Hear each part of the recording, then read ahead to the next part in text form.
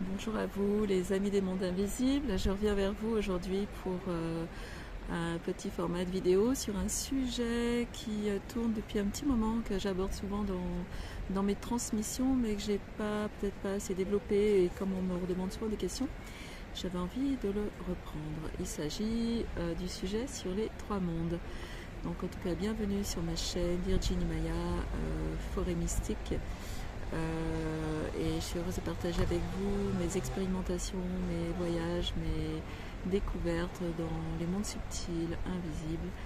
Et donc bienvenue si c'est la première fois que tu m'écoutes. Donc les trois mondes ou les trois cercles dans les mondes druidiques, on peut aussi les appeler ainsi. Les trois mondes, c'est plutôt dans les mondes, dans je veux dire la cosmologie chamanique qu'on utilise ce mot-là. On pourrait voir ça comme en fait une carte de la psyché, de l'inconscient, enfin reliée à l'inconscient collectif. Donc voilà, on peut voir ça d'un point de vue très psychologique et en même temps un côté très mystique. On peut le voir comme aussi trois niveaux de conscience que l'on peut aborder, que l'on peut découvrir, ou trois niveaux d'expérimentation sur des plans subtils. Celui qui est souvent assez connu maintenant pour tous ceux qui ont fait des expérimentations chamaniques, c'est celui qu'on appelle le monde d'en bas, ou le premier cercle dans le monde druidique, ou encore l'inframonde, on l'appelle ainsi dans d'autres traditions, notamment dans la tradition celtique. Donc on dirait que c'est, du point de vue de la psyché, ça serait le monde de l'inconscient, du subconscient, pardon. C'est aussi le monde de la terre-mère, des esprits, des animaux de pouvoir. Le monde aussi des chamans, des esprits chamans, et aussi celui des ancêtres. Donc c'est souvent dans ce monde que l'on va entrer expérimenter quand on commence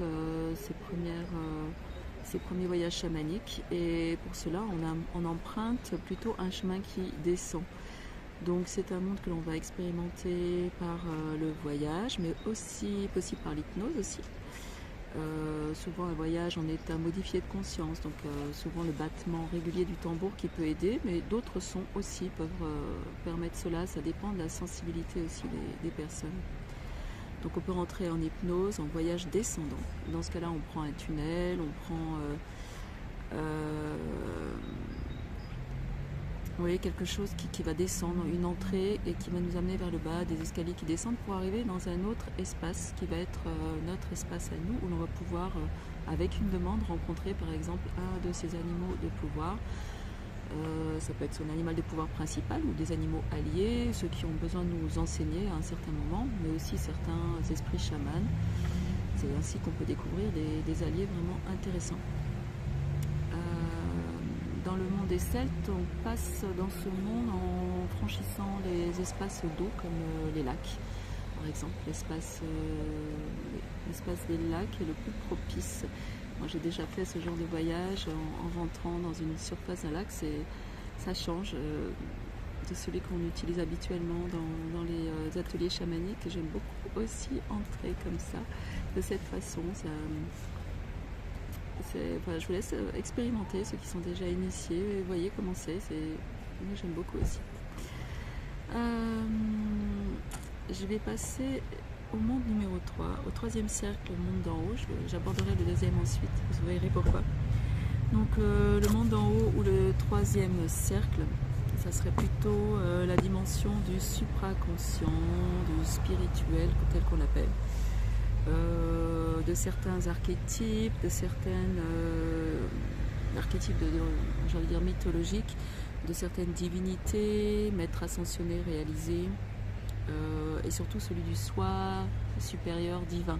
Donc notre partie consciente, j'ai envie de dire, l'être conscient qui est le nôtre, qui n'est pas toujours bien présent en nous, sinon le monde ne serait pas ce qu'il est là, mais qui nous semble parfois si distant, et pourtant auquel on peut accéder, on peut contacter ces guides et ces êtres de ces plans-là, par des voyages aussi. Alors quand on est sur des cursus chamaniques, souvent on voit d'abord le monde d'en bas, puis on prend quelque chose, soit un animal allié, soit quelque chose qui va nous monter vers le haut pour aller découvrir un guide du monde en haut. c'est une possibilité, mais la méditation en est une autre aussi. Tous les pratiquants spirituels de méditation, dès que l'on fait des prières, qu'on se met dans ces états de grâce, on est dans ces mondes en fait du haut, monde d'en haut, donc troisième cercle. Je regarde si j'ai d'autres notes importantes. Voilà, toutes les énergies d'adoration, de yogi, de grâce, de gratitude vont nous mettre dans cette dimension du monde d'en haut. Alors ces niveaux 1, 2 et 3, ou en haut, en bas, sont pas, comment dire, ça ne va pas définir quelque chose qui est mieux qu'une autre. Ce sont différents aspects que l'on peut explorer de nous-mêmes. Donc tout est à voir, à connaître, à reconnaître. Et enfin, je vais vous parler donc du monde du milieu, ou le deuxième cercle, celui qui pourrait être notre monde de tous les jours. Il est notre monde de tous les jours, et qui peut être abordé avec une conscience ordinaire ou une conscience non ordinaire. Ça dépend de ce que l'on décide de faire et de notre progression spirituelle, si je puis dire. Alors, si on parle du monde ordinaire, du monde du milieu, c'est l'exploration de notre monde tel qu'on le perçoit, mais avec nos 5 sens, avec les 3 règnes qui sont ici. Enfin, il y a le nôtre aussi, mais le règne minéral, le règne végétal, le règne animal et évidemment le règne humain, puisque nous sommes des tisseurs de relations dans le monde humain, donc les 4 règnes. Et excusez-moi, j'ai mis des notes dans tous les sens. Et voilà. Et évidemment, qui est aussi fondé sur les liens entre les 4 et 5 éléments. Le yin, le yang, tout ceci définit notre monde du milieu et c'est vraiment très important, des bases très importantes. Nos 5 sens aussi, qui nous permettent vraiment de nous relier à l'instant présent. Donc ce monde du milieu, on peut s'y perdre comme on peut s'y retrouver. C'est une porte d'accès qui est importante et j'ai envie de dire, c'est inutile de fuir dans le monde d'en bas et le monde d'en haut, alors que déjà notre premier monde est un monde déjà à lui-même qui permet une exploration sans fin en fait de ce que l'on est aussi. Ensuite, si on passe en mode de conscience non ordinaire, on va pouvoir aller explorer le côté plus subtil de ce monde du milieu. C'est-à-dire par exemple aborder des lieux avec les présences subtiles qui sont présentes ici, les esprits de la nature, donc avec tous ces sens extrasensoriels, avec les champs d'énergie, les champs quantiques d'information. Donc tout cela se trouve aussi dans ce monde du milieu et permet donc des expérimentations très multiples, très variées. Et c'est là que j'expérimente beaucoup, comme vous le savez, pour ceux qui me suivent ou ceux qui sont venus aux différentes transmissions. On peut rencontrer aussi dans cette interface-là les esprits animaux et les esprits végétaux et les esprits minéraux. Ils sont très présents dans cet espace. Donc c'est aussi passionnant, j'ai envie de dire, de travailler dans cet espace et d'être allié avec ces esprits dans cet espace-là. Toujours quand on est en conscience non ordinaire, donc beaucoup plus ouverte. Alors j'entends parfois des choses étranges sur ce monde, c'est-à-dire que c'est aussi un monde de dualité, comme c'est le monde du yin, du yang, des éléments. C'est le monde où tout est possible, où on peut tout créer à partir de sa conscience. Si on décide d'intégrer sa conscience non ordinaire dans cet espace, c'est un espace de jeu fondamental et qui peut être vraiment merveilleux, comme aussi le pire. On peut y vivre les pires choses comme les plus belles choses. On est vraiment créateur dans cet espace, c'est assez phénoménal. Et pour ça, je vous renvoie vraiment à d'autres travaux sur tout ce qui est comment manifester sa réalité ici. C'est quelque chose que j'expérimente beaucoup en ce moment, vraiment en intégrant sa conscience, en intégrant son pouvoir de création par ses émotions, par ses pensées. C'est vraiment très puissant. Donc ce monde, oui, est empreint de dualité et le monde subtil du milieu est aussi empreint de dualité. Ça, je l'ai déjà dit. Donc quand on va dans le monde des esprits de la nature, ce n'est pas le monde des bisounours et de l'arc-en-ciel, etc.